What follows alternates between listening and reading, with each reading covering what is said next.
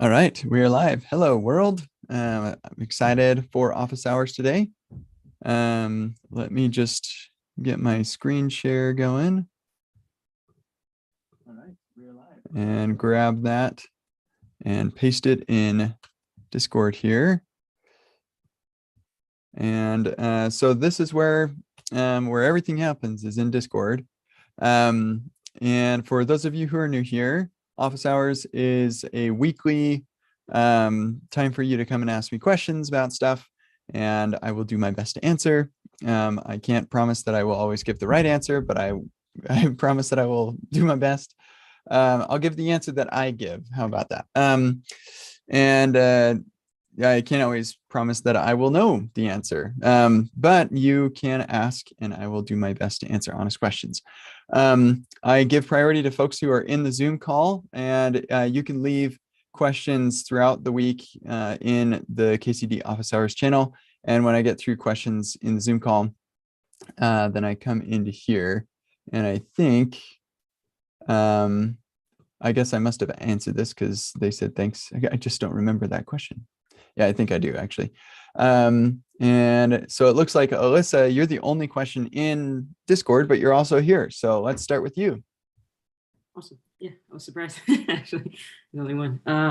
Yeah, I provided a code sandbox link. This question is more of like kind of talking through kind of how to structure code rather than like how to implement something.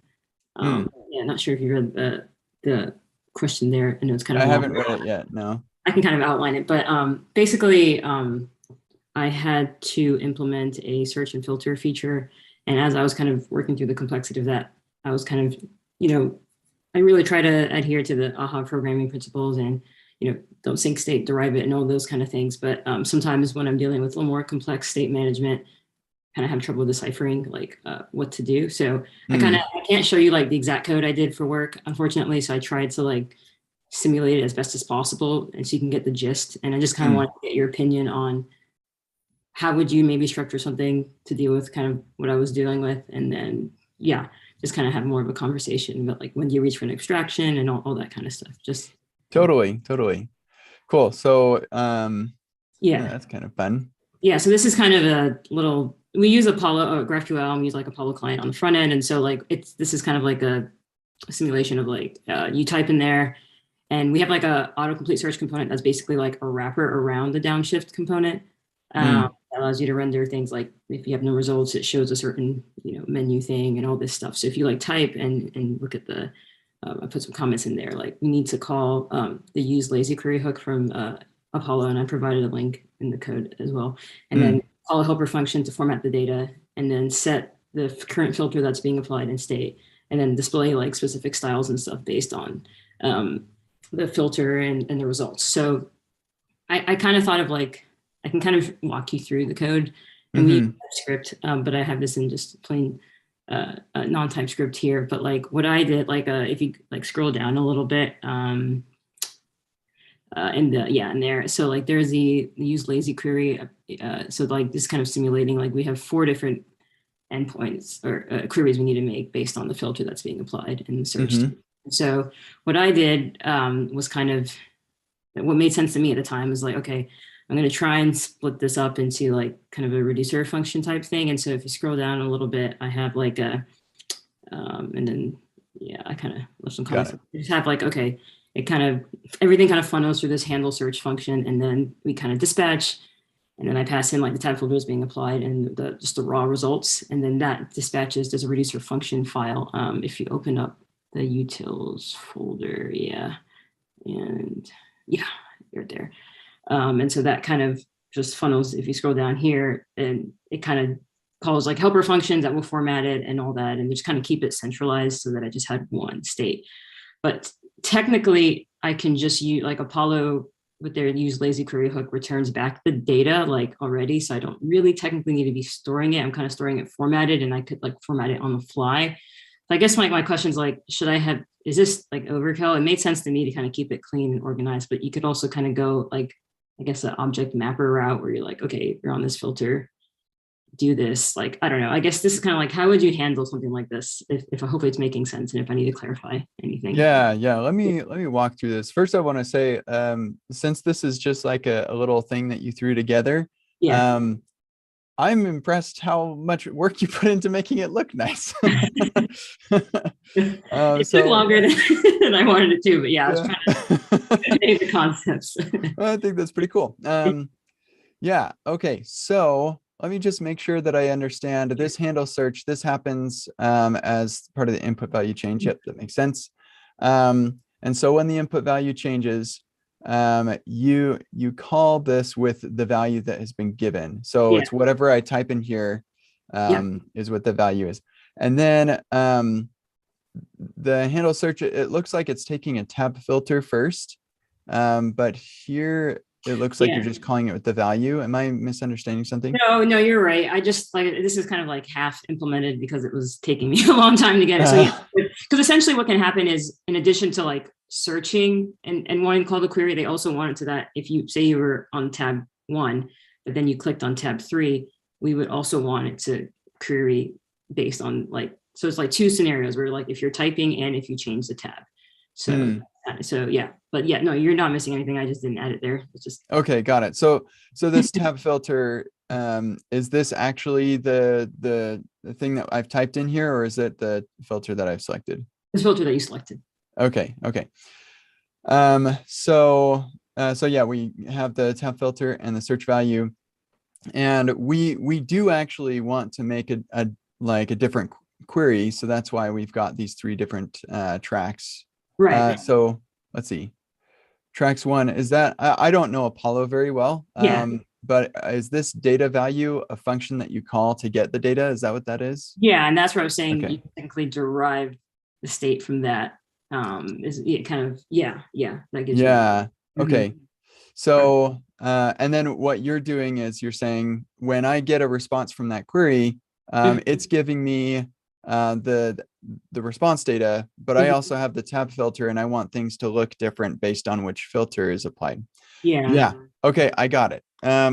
So what I think here, and this could also be that I don't know all of your constraints and stuff, but it seems to me that the reducer that you've got only exists to synchronize your local state with the state that you're getting back from the server for like determining the formatted results in particular. And so that to me says, let's just derive that so you don't have to manage it. So it would save you a little bit of work. And so what you could do is this ends up being, let's see, where's our reducer that we're using? Yeah, this one. So this reducer state can end up being something like, I probably wouldn't call it this, but reducer state is react.use memo. And then it's just based on whatever the data is from the query, which I guess is the action results. So you may put, I don't know, I'm guessing that there's a way to get the data from this use lazy query rather than just a function, but it'd be like the data value or whatever that data that comes back from the query is. And then here you can have your formatted results and whatever based on the data value, map it to whatever you want it to be. And so the benefit of doing this, and then of course you can also say if filter 1 or whatever, have it format this way, otherwise this way, whatever. So the logic that you have in here is great, like having these different helper functions is awesome. I would just use those helper functions inside of this. And it's possible you don't even need to memorize it. If those helper functions run fast, you may not need to memorize it. But if you do, then you've got that at your disposal. So okay, so kind of does just that, yeah, and yeah, it's more like the example is not so important that I provided, more just like trying to think through that scenario. Like I guess I'm kind of was on the right track, but maybe did a little bit overkill. Like just I could just kind of have done it within there, and then just I guess yeah, you're definitely on the right track. Like all of this stuff, you basically just put that in your driving logic that derives what should the formatted results be based on the results from the query. You just don't need to manage that within state, because then you're synchronizing state. And it's not like synchronizing state isn't bad in itself. It just, for one, it can lead to desynchronization, like where something changes and you forget to dispatch and now your state is wrong. So it can lead to that. It's a lot easier to make that mistake. And it also is just extra work for you to do, and for React to do, frankly. And so it's better to avoid that when you can. And so, so I don't think that there are many cases where I will go with synchronizing state over deriving. I pretty much always try and derive the state. And this is one case where I think you could do that. Gotcha. I guess one kind of last question is, I kind of did something similar like that errors mapper function at the top. Yeah. I was tempting to do, but I was like, how do I, because there's like the data that I need, but then like, we only want to show the error message pertaining to the query, like if you're on that tab, so I was like trying to figure out how to kind of centralize things. And when I was doing the error handling, I was kind of like, okay, well, that seems overkill to kind of store the errors now in the reducer state. And that's kind of what got me thinking, I need to, because at first I just started with, just displaying the results. Then we kind of added the error handling, and I was like, all right, maybe I need to rethink kind of how I'm doing it, because I have two different approaches here. So I guess a similar thing you would do for like error handling, I guess. Do the exact same thing. Okay, which I guess that's kind of, I think what you were alluding to is kind of what I'm doing there a little bit, but okay. I think you got it. Okay, I just mainly wanted to know, like I said, the sync state versus deriving it, and then, the AHA programming, like, okay, am I overthinking that? And sometimes when you're in the moment trying to work through it, it's like, I have to just do this to make it clear to me. But now that I've kind of implemented everything, I try to make it extensible so that if we add more filters and things, it's not, I don't know. So that makes sense. You don't want to like pour some concrete and then never be able to change it, Absolutely. And that's actually another benefit to deriving state, is that it ends up being a fair bit simpler and easier to change in the future. So I guess sorry, the last question I have is just like, when do you know, like, how do you know when to like reach, this kind of a higher level question, but reach for an extraction for something? Like I think I actually listened to one podcast where you're interviewing Michael Jackson. He said like when you abstract, it's the right abstraction when it like makes things simpler for you or something like that. But how do you know like, or like when to kind of break out and do that? That's a great question, and it's hard to answer, of course, but I often will try to just do it both ways and choose the one I hate the least. So we just the problem is that takes a lot of time, but that's the nice thing about working in software instead of like construction. You can't like build two houses and choose the one that you hate the least. But we can in software if we have the time for it. And sometimes you just don't know ahead of time and you only have time to do one, and so you just do your best to make the selection. And I think in the case where you can only do one, you can't both try the abstraction and build it yourself. I would go with just build it yourself, if that were my only option, because more often than not, you can find yourself using an abstraction that you don't need or doesn't fit your use case at all. And it's easier to change your own code. And you can always reference the abstraction too. And so you'd say, how did they do that? Oh, okay, I'll do that. When I was building Downshift, actually, since we're talking about Downshift, I referenced React Select and jQuery UI, and there was another one. I can't remember what it was called, but I referenced a couple others as I was building my own, because I had actually tried many others and they were not good for what I was trying to do. And so that's when I started building my own. So yeah, it's like takes time and can be frustrating, but yeah. I have to fight the urge to like not be a perfectionist sometimes, but like as I'm kind of getting more experience as a developer, I find myself thinking less about, okay, I can get the things to work, most of the time. It's just how can I make it easier for future me and the developers coming in after me, who have to add to this. Like, yes, we have this now, but how can I make it extensible? easy to use going forward. That's kind of where sometimes I will toil a little bit on like, all right, what's the right decision to make? But I think those are good to have at the same time. I just sometimes have trouble deciding, what to go with. Yeah. Like, how do you decide when to, like, you've built all this stuff yourself. How do you decide when to make it extensible, like you're saying?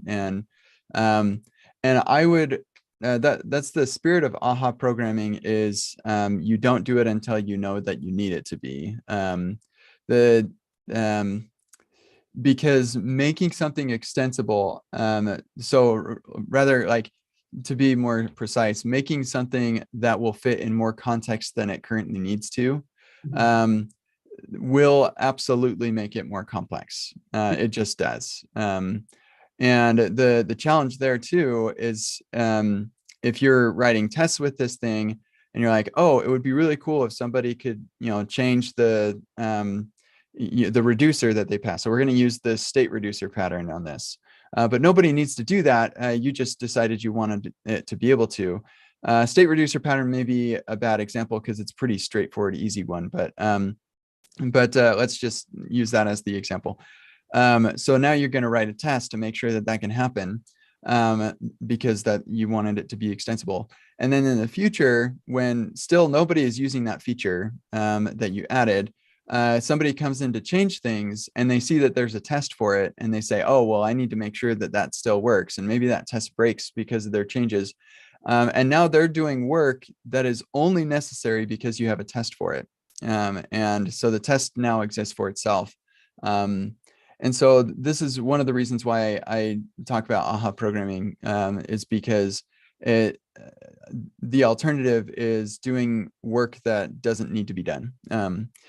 But it is like a hard line to straddle, though, because you also don't want to paint yourself into a corner where this thing is going to be useless if you need to use it in more context. And so this is the sort of thing I think you need an intuition for, that just like develops over time, naturally. But yeah, like the intuition that you're looking to develop is, how do I build something that only is like specific to the situations that I need today, but can change to be enhanced for the situations that it might face in the future. And yeah, that is something that would be really cool if I knew how to teach that, but I don't. So yeah. Well, I appreciate just the discussion on it. It's great to hear your point on it and all that. So I greatly appreciate it. Yeah, absolutely. Anything else, Alyssa? I think I'm good. Thank you so much. Yeah, cool. Thank you. All right, we don't have anybody else in the Discord, but we have plenty of people in the Zoom. There's no line in the Zoom, so you can do the emoji thing to raise your hand or whatever, and you can. That's how we can form the line. So hop in on that, or just like unmute yourself and be the first one to do it. Looks like Akash has a question in the Zoom chat. Oh, yes. Yeah, go ahead, Akash. Okay. Good evening. So here it is around 9 p.m. Yeah. Yeah, good evening. So I had a question. So in many companies I have worked in the past, and in the company currently I'm working in, so there is usually a node layer in between, like another layer, on which from front end you hit the request onto that layer, that server layer, and then that server calls the actual server where you have the API. So I do not understand the reason for this. So can you please tell a bit more about it? Yes, yeah, I can. This is a pretty common pattern. It's called backend for the front end. And it is something that I did at PayPal, actually. And there are a number of reasons why this is useful. And I absolutely support this pattern. So one reason this is really useful is, let's say that the downstream services you're calling to are third parties and they need an API key, but you don't want to expose your API key to the client, because then they could start making requests and you don't want them to make requests that your app doesn't. And so that's one pretty common scenario. Another is maybe those downstream services have a bunch of different data endpoints that you need to hit, and you don't want to send all of that data to the client, either for privacy reasons or because it's just a lot of data. And so that middle layer can make all the calls to all the different services, slurp it all up together, and then just send the whatever it remains, or like the part that the UI needs. And so you can save there are performance impacts there, as well as security.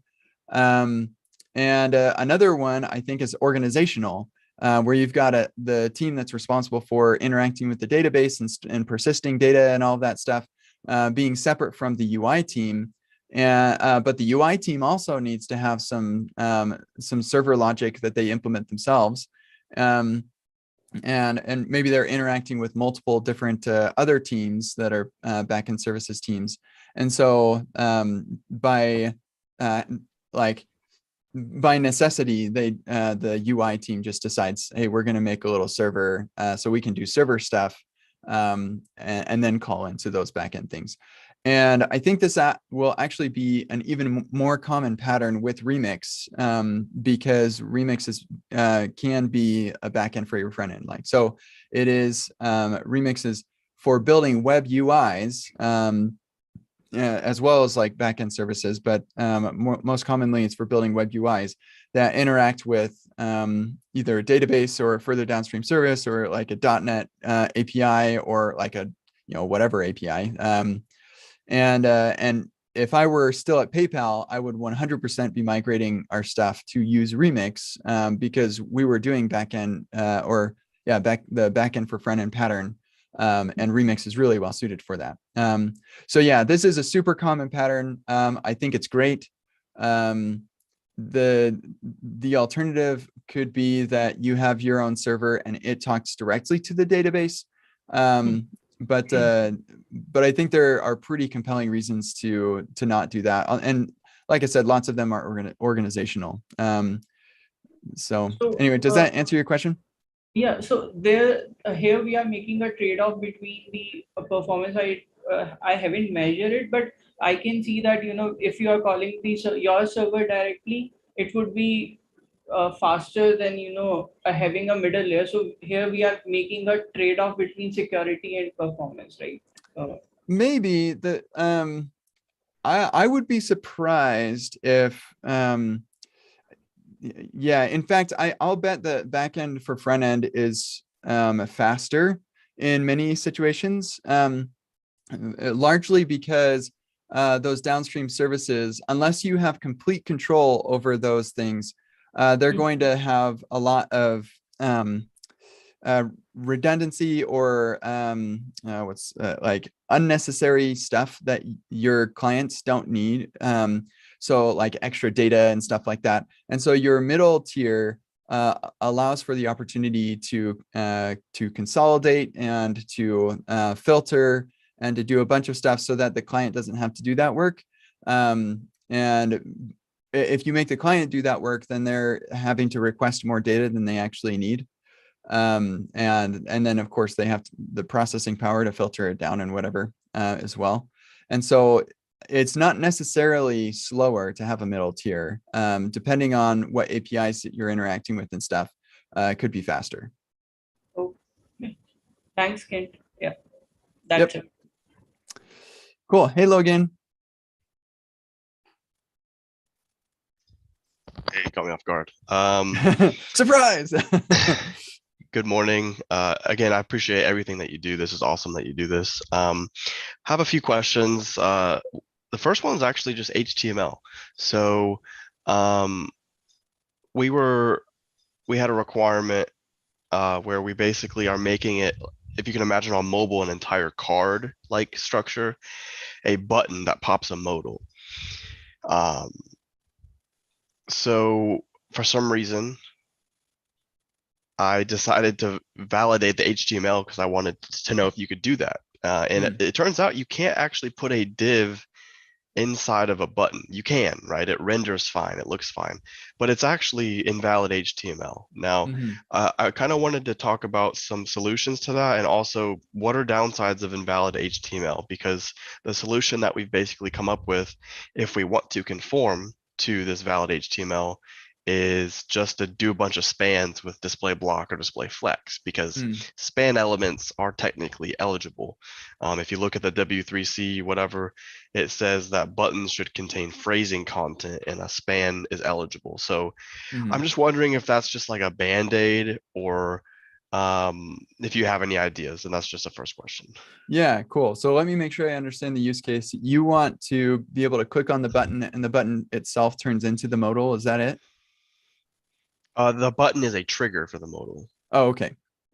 Yeah. So, I think I know the answer to this, but can you explain to me why the modal content itself is inside the button? I guess it was just the solution that we went with, right? We want the whole area on mobile. It's of course different, right? You have larger like touchable opacities, but we're not in React Native. It's React Web. Well, it's React. So yeah, just the whole content area needs to be clickable. So therefore, we were thinking the button element is the correct element to do for accessibility and that sort of stuff. I see. So let me make sure I understand. So like you said you had a card, and so that card is the button. Is that okay? Yeah. And then you click on the card and it pulls up a modal on top of the card. Correct. And it totally works. It's just invalid HTML. Yeah. Okay. And so the div actually has nothing to do with the modal. You're talking about like the card being a button. Is that right? That's exactly right. Got it. It's just a trigger. Huh. Yeah. That's a great question. As far as how important it is, I don't know if there are any semantic reasons for I'm not sure of any actual issues that would happen given that that like using divs inside of buttons. It does seem correct to me that the card should be a button, though. That is semantically correct to me. Yeah, and I'm not aware of the issues that you'll have by putting divs inside that button. But I don't really see any issue with just making a component that is a button div, and it's just a span with a display block, inline block, or whatever you want. Yeah, I can't give you a good answer there. It seems like you're probably okay with just going with divs, even though it's technically invalid HTML. The web is a web of us doing messed up stuff, trying to just make things work. So it doesn't make me feel great to say that you should just put divs in a button, but that's kind of the way that things are. If it were me and this were sitting on my desk, I'd probably spend a little bit more time investigating and seeing like whether there are any accessibility concerns with that. If I couldn't find anything, then I'd probably I still don't know what I'd do. I feel equally okay with using spans and inline block as I do with just using divs. So toss a coin, I guess. If you can't find any any additional argument to support one or the other, I guess. Yeah, and that seems to be where we ended up too. It's like it doesn't seem to be that big a deal. Like the Axe dev tools don't recognize it, so whatever. I'm cool with that answer. That's kind of where we ended up. Another question, I was on Office Hours a couple months ago, and somebody had asked about how to debug like slow jest tests, and you kind of recommended something about Vite test or Vite test, how you pronounce that one. Yeah. And I guess I had a more specific question on if you're doing jest and jest DOM, how would you really actually debug why tests are slow? And two, the problem I see with our jest test is that sometimes it'll take like 40 seconds just to even run the first test, like before you see the progress bar. So what could be causes to that, and how could you debug something like that? Yeah, wow, that 40 seconds just to run the first test is definitely a problem. So unfortunately, like it's a little bit tricky to do this. But what you want to do is for debugging, like what is causing things to go so slow, is you want to do a performance measurement. And so like in the browser, let's see, yeah, here we go. Boom. So you want to do something like this where it'll show you, oh, okay, so here was an interaction. I had a focus in, and that called it all these other functions, and hopefully it won't be minified, but you'll be able to see like what different things triggered the JavaScript and what JavaScript is actually running. The trick is that you're not running your Jest tests in a browser where you have a performance tab and stuff. However, you can run your Jest tests with the Chrome developer tools. And I made a YouTube video about this a while back. Let me see if I can find that. It was Jest debug. Yeah, debug Jest tests. I don't think that this might be it. Yeah, that is actually. So I show you how to pull up the dev tools with Jest. You can like do breakpoints and everything. And this does have a profiler. Oh, that's right. I don't know if you can do the, I don't think that you can do the performance thing, but you can do the profiler. That is not the right profiler, JavaScript profiler.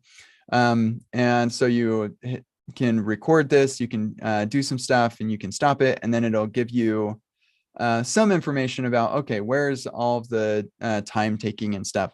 And so that way you can at least see, is the thing that's taking a long time my code, or is it Jest code or whatever. And if it ends up being Jest code, then maybe vtest is good. But I would be really surprised because it's not taking me 40 seconds when I'm using Jest. So there's probably something that's going on that is on a slow path somehow. So yeah, let me just share a link to this in Discord, and you can see how to pull that up. Yeah, this is back when I was just looking at that. This is back when I had yellow walls in this room. Boy, what a disaster that was. And actually, it looks like I was growing some facial hair too. That must have been, I don't know when that was. What was that? August 9th, 2018. I don't know when. I don't know why I was growing. I don't grow facial hair. I just shave it all off every day. So it was a weird time of my life. But anyway, hopefully that helps you figure out where exactly the particular problems were for you. Yeah, I think it should. I will say we've totally used that debug a lot. I learned that from your testing JavaScript course, the whole debug binary node process. That's been awesome.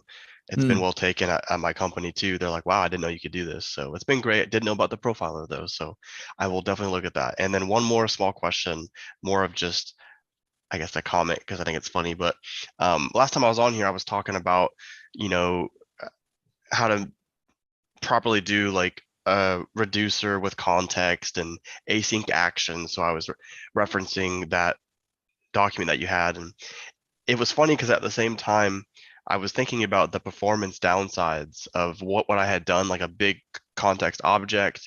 And of course, any consumer like will update if the object updates with normal context. So then yesterday I spent some time using a library called Use Context Selector, which kind of allows you to pull that stuff out. I'm not sure if you've seen that one, but it's funny. I implemented that stuff. And then when I was done, I felt good, but then I'm like, I feel like I just kind of redid Redux. I basically wrote like a mini Redux because I was using Emmer and that, and I'm like, it was silly, but I guess that wasn't a question. I just wanted to share that. I guess it was just funny. I probably should have used Redux instead. Yeah, we often find ourselves building people will say, hey, why do you need to build or use React to build a website? You should just like do it in vanilla. And then they go off to build their vanilla site and they find that themselves building React. Like you have to have a component model, you've got to have a bunch of other stuff. These days, actually, there are some pretty cool tools that allow you to build stuff without frameworks, and like the modern APIs are pretty good and stuff. But for anything at all ambitious, you need to have a framework. And if you don't use one, then you're going to build one yourself. So yeah, that's kind of funny that that happened. But I actually I really like the idea of building your own version of something, just even if it's just from a learning standpoint. But if it's a simple thing that you've built, then the nice thing about that is now it's your code and you can make changes to it a lot easier than you can to other libraries. So it's not always the best to reach for a library for everything. So, okay, cool. Other questions in Zoom? I do have one question in Discord, but I thought I'd just jump in real quick here to follow up on some of Logan's questions about the clickable card. I noticed in the Zoom chat, Alyssa linked a really useful resource for designing clickable cards. So I thought I'd just shout about that in case you didn't see that, Logan. Yeah, I'll put that in the Discord. Yeah. I would also say if you do end up going with the strictly non-spec compliant HTML approach, if you do read that blog post Alyssa's put, it's really fantastic.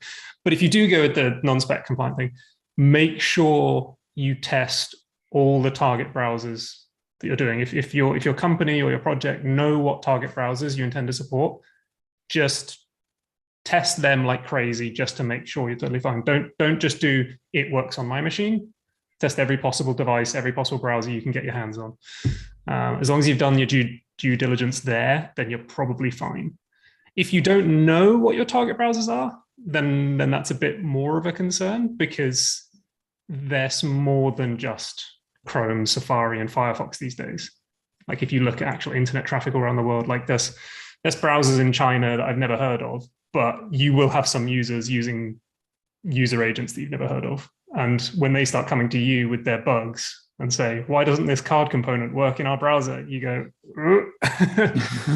so just be aware that, the moment you're off spec, do a lot of testing, I guess.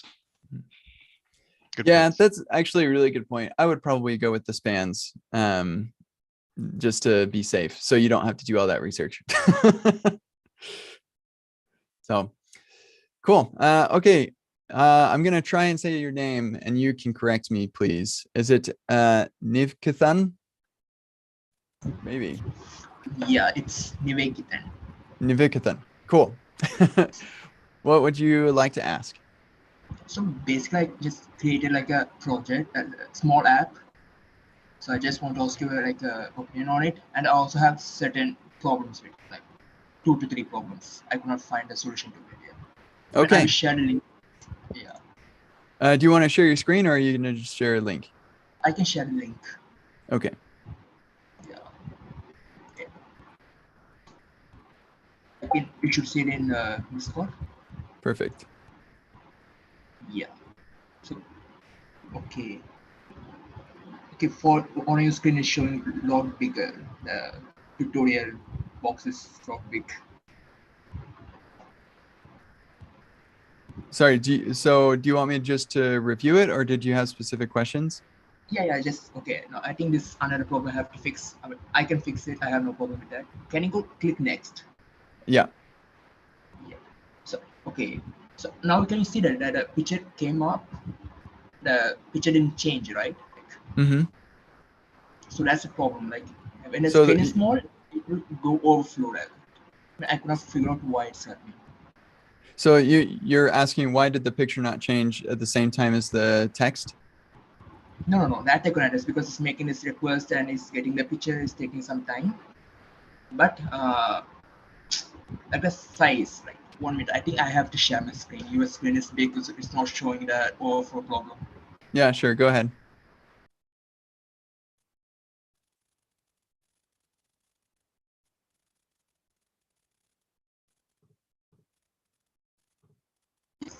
Can you see my screen Yep. now?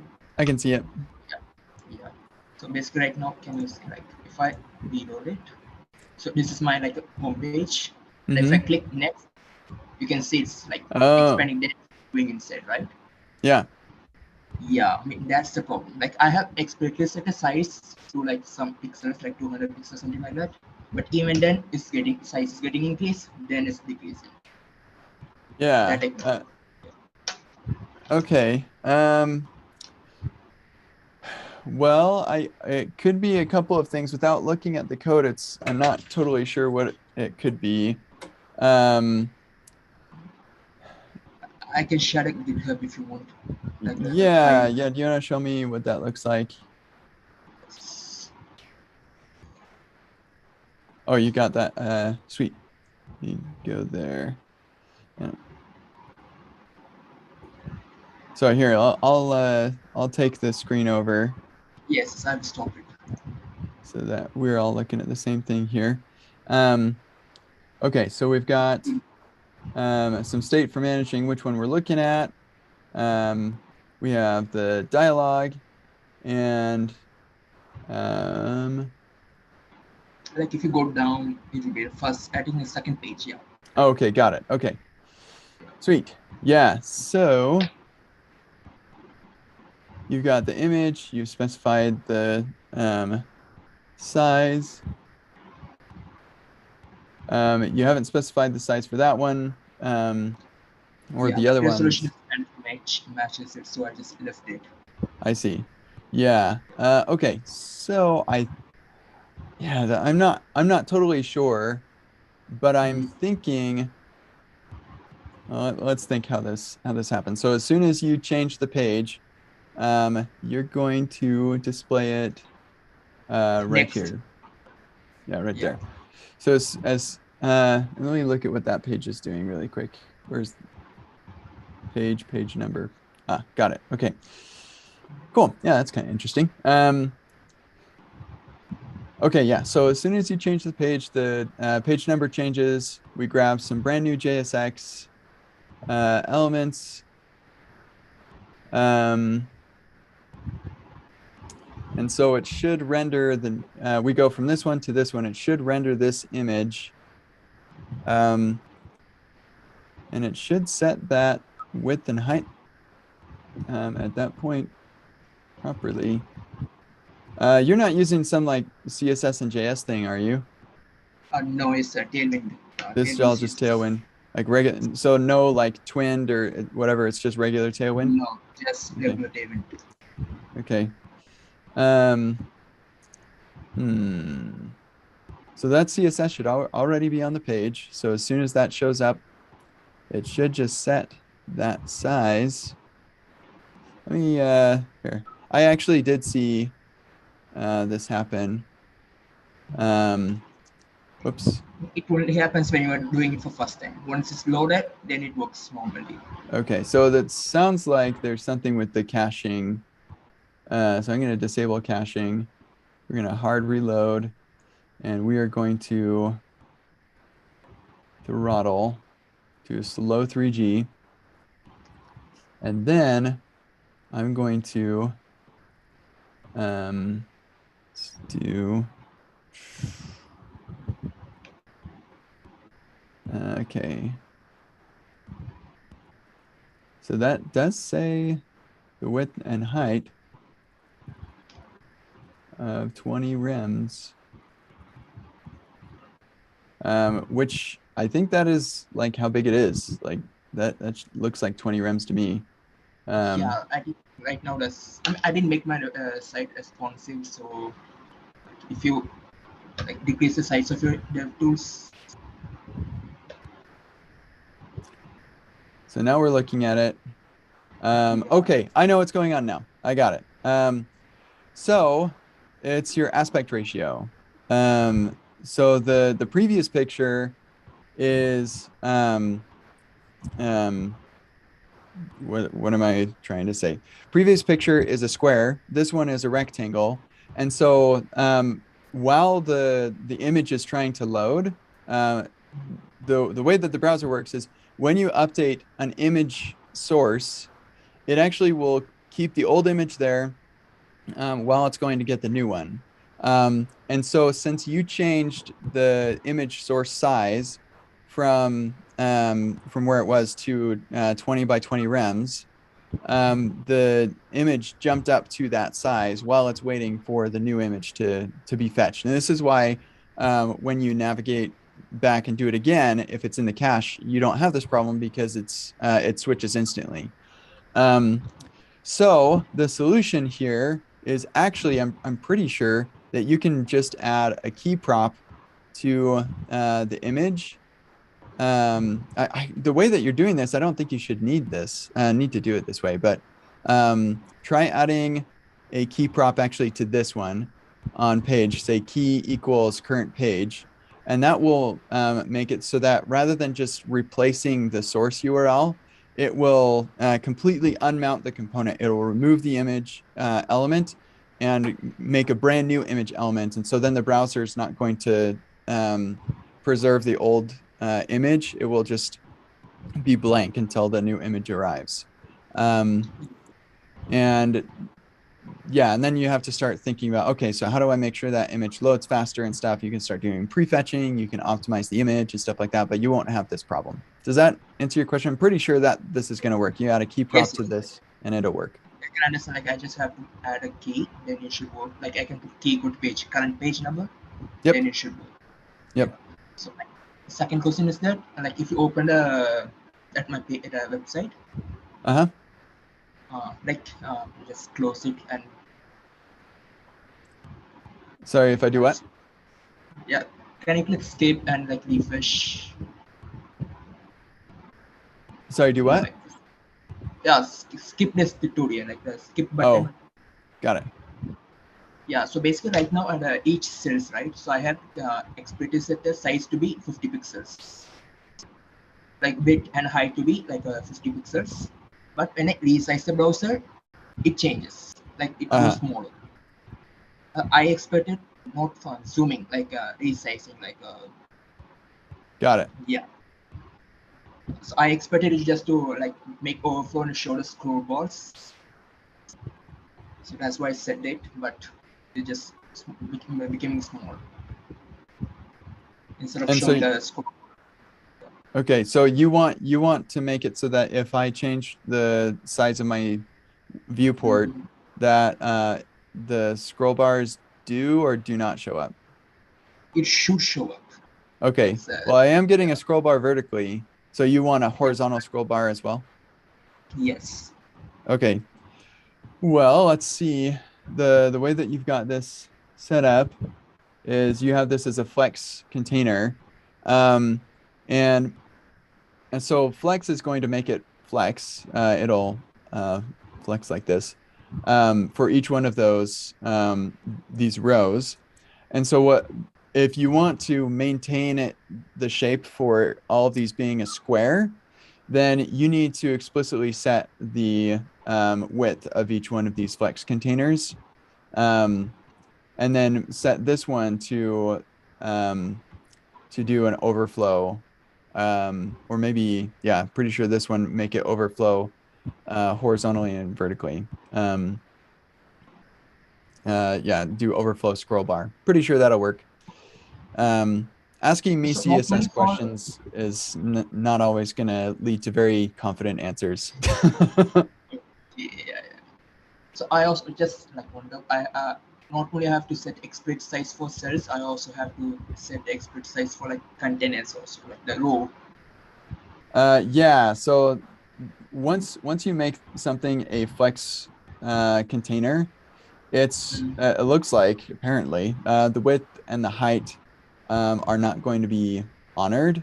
And so, yeah, that's probably why. Well, I think what you could do is set this to important. Which one am I on? Nope, even important isn't going to make that width be what you want it to be. I think if you do, nope, not even setting a flex. I don't know. Like I said, CSS questions to me are not, I'm not the best at answering CSS questions. I'm sure that there's a really great and obvious way to do this that I just don't know. But that would be the first thing that I would try is I'd say width is, there's supposed to be 50 pixels. 50 pixels each row, or how many pixels are there in each row? No, I calculate the viewport when it's rendering. Then I divide the viewport by 50 pixels to get number of columns. Like I divide the height of the viewport with 50 pixels to get number of rows and number of columns. Okay, got it. That's so okay, so if we just say children length, How many children are We can there? just put like a 38. like 100 VH, I think. Okay, so if we do width is 50 times 38. There you go. So that will do it. So you just set the width on each of these flex containers. Then that should fix that particular problem. Kind of presents a new problem because it looks like it's not going all the way. Yeah, man, I'm not the one to ask these questions to. I'm sorry, CSS is not my strong one. But that would be the thing I would play with. But I'm sure there's a better way to do this. So you may want to continue investigating. So my last question is like related to prefetching only. Like, how do you do it? Like, I have different components with different URLs conditional renders. So at that time, when you do prefetching, like, I mean, in HTML, they had different like differ or something like that. So it does not interface with the like I cannot understand most of it. Basically, they don't know how to use differ. When you're doing So sorry, I'm having a hard time understanding you. So you're now asking a separate question about prefetching. Prefetching. Basically, I have pictures and videos, right? I have to prefetch it. How to do it? Like, I got it. Okay. Well, what are you using to build this site? What tool? I think it's white, like a single page app only. Okay, so is it like Create React App, or are you using Webpack or VIT white? Oh, Vite, yeah. Vite. So I would just search Vite prefetching. So you could just use the like the platform link tags and stuff, and that's probably the way to do it. But Vite may have an easier way to do it. I'm not seeing anything immediately there, but this shows how you can. Well, this is just about prefetching documents and stuff, which also is very interesting. Oh yeah, so you can prefetch script tags. Yeah, this doesn't talk about prefetching stuff like images and stuff, but it should give you an idea of how what prefetching is all about. And MD and IO prefetch. So you can just render these anywhere you want to in the document, and it should work. Why is my network going so slow? That is so weird. Okay. So no, not DNS prefetch. Wow, that is all they have on prefetching. Come on. Prefetch. Huh, that is weird. Well, yeah, so you basically, you say prefetch as, oh yeah, here you go. This is your options for as. And you can do as image, you can do fonts, you can do even audio. I think there's a video, yep. And so you just render these when you want to prefetch those things, and they will go and prefetch. So, okay. So basically it's link, right? Like, yep. Tab is link, yeah. Yep. That will be it, yeah. Thank you, yeah. Yep. Good luck. Cool. Anybody else here in the Zoom have a question? Because we do have a couple in Discord now. So feel free, if you're in the Zoom, you can interrupt and stuff, but I'm just going to go here. Cynthia had two questions. When do you think Remakes Advanced Workshop will be available, and price information? So it's available now, but it's not like recorded or anything, but you can, I am working on this currently. And so you can look at the Advanced Remix Workshop. I just pushed a fix to that name. And it's not self-paced yet. So like what in the world? Oh my gosh, that's what's going on. I screwed something up when I initialized this, and each one of these folders had a .git directory in them. And so now I got to fix that somehow. Well, that will be available soon. That's why this has been breaking on me, for goodness sake. Now I know. But anyway, in the exercise directory, each one of those projects has a README, and that has instructions, and it doesn't have the background information that I typically put in my exercises. So I'm working on that today, and once that's done, then it's self-paced and you can go through the whole thing yourself. As far as what I think you're asking about, which is like a recording, so I'm presenting this at RemixConf, the day before RemixConf for the workshops. And after that, I'm planning on recording a Egghead style course out of it. And that'll make it on Egghead, and it will be free. Remix right now, this may change in the future, but right now we do not plan on making money through education. And so everything that I do, the only reason we're charging for the workshops is because like it's a workshop, and like that's a little bit different. But yeah, we're really trying to make stuff accessible to as many people as possible, because we just want a lot of people using Remix. And so price information, it will be free. So there you go. Second question, does Remix Jokes app have oh, and by the way, on that too, I am planning on making an epic remix like course, and currently the plan is to make that free also. Okay, so does the Remix Jokes app have unit and integration apps? I think maybe you meant to say tests.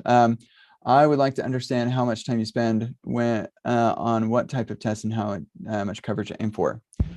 Okay, so I've got like a bajillion thoughts on testing. And so if you go to my blog and you look for, where is it, testing, you'll see that I've got 42 blog posts about testing.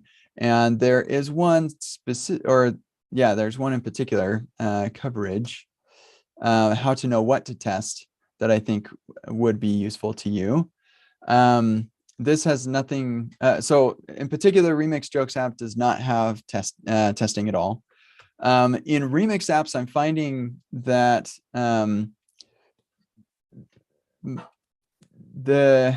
I am using Cypress more, and the style of testing is pretty much like sort of integration, like internal, like I only test stuff that is mine, and I mock out third-party stuff. And so I don't know what you want to call that. I think you'd call that end-to-end, like you're including a database and everything. And so my trophy with Remix is getting top-heavy, which is to say I'm not doing as many integration tests like I used to, because Remix just makes it so much easier to just consider the whole thing holistically, rather than like spreading things out a bunch of across a bunch of different components. And unit testing still is just for like specific bits of logic, like pure functions, that sort of thing. But then if you have like a component library or something, then yeah, I'm absolutely going to test that component by itself. But for a lot of stuff, I'm just end-to-end testing stuff.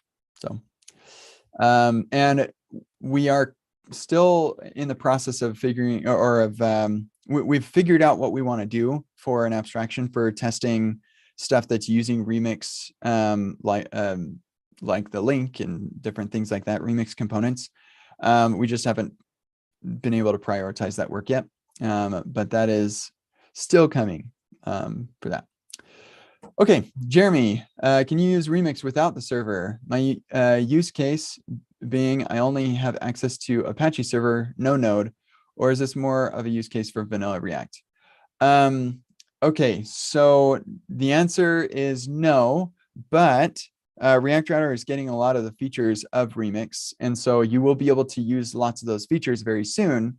And specifically, Remix blog, you will be able to be really excited about remixing React Router. We are actively working on this. We will probably have an experimental release of this very soon. But yeah, so we're bringing lots of the Remix features into the router, so you'll be able to use lots of those features. You just won't be able to get the optimal user experience and dev experience without using Remix.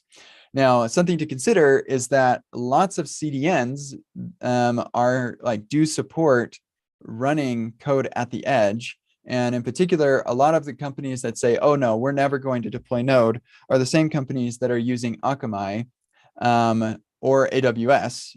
And both of those support running code on the CDN. And so you could look into using AWS Lambda at edge, or even just regular AWS Lambda, like if you're using AWS. If you're on Akamai, then they have an edge workers feature, and Remix can run on that. I'm 99% confident. We don't have an adapter for that yet, but you could write your own. And yeah, so like just because you can't run a server doesn't mean you can't use Remix on a server. For lots of companies, you're probably using a CDN that will support running Remix on the edge. So hopefully that answers your question. Jeremy, yeah, thank you, Jeremy, for answering that. I don't know anything about CSS. Okay, that's everything. And it's just in time. It's 10:33 my time. So I'm seeing some chat in the Zoom.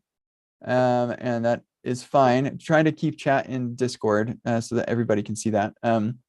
But yeah, it looks like we're all done. Any last minute questions from anybody?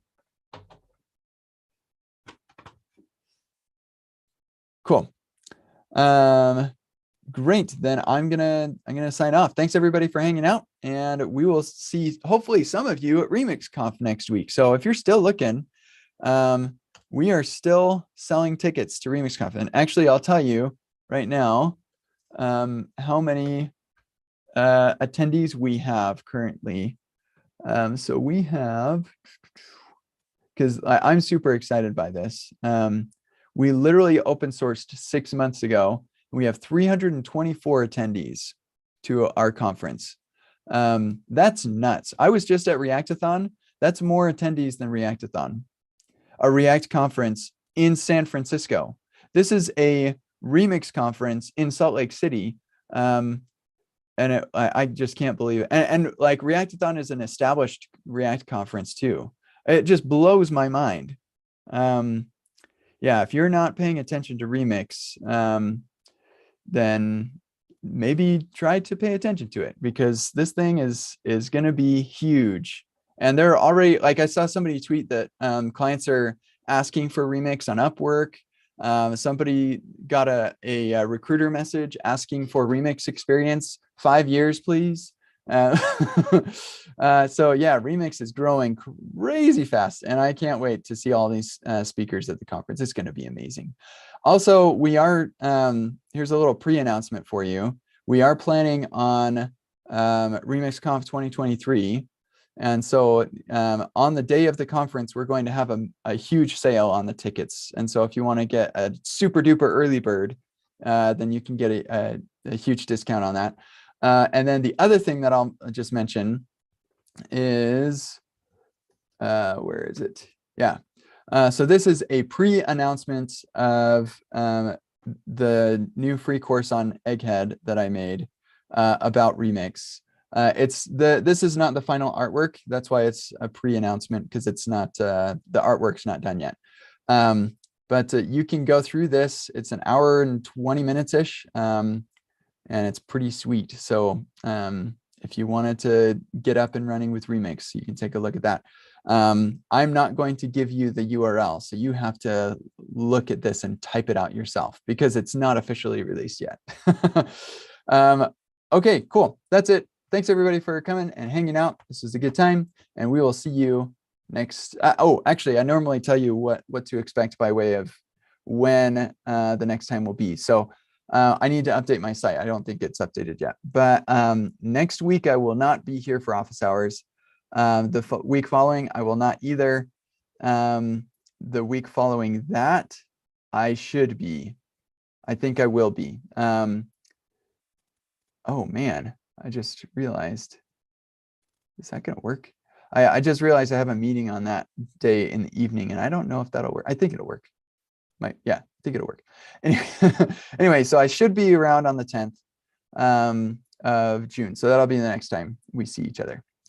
If not then, And actually the week after that, I will not be, the 17th. Yeah, busy time for me. Okay, anyway, that's it. Thanks, everybody.